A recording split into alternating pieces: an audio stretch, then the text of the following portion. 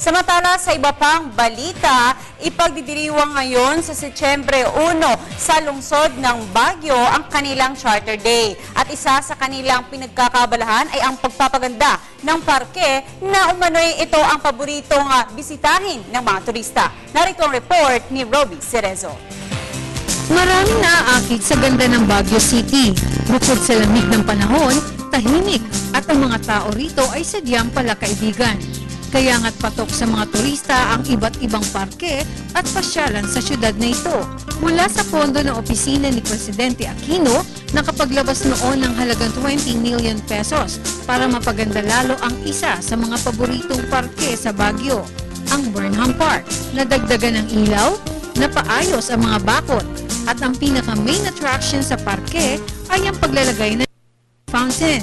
Noong isang taon lamang, hindi inaasahan ang pagdagsa ng mga foreign at local tourists na umabot mahigit sa 800,000. Inaasahan ng lokal na pamahalaan na dodoble pa ito ngayong taon dahil lalo nilang pagagandahin ang naturang parke dahil sa idinagdag nilang Rose Garden. Ayon kay City Councilor Elmer Datuin, Chairperson ng City Council Committee on Tourism, inihahanda nila ng lubusan ang kanilang syudad para sa darating na Charter Day sa Setyembre 1.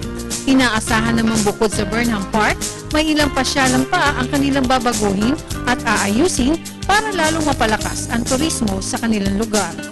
Para sa Telebisyon ng Bayan, ito si Roby Cerezo.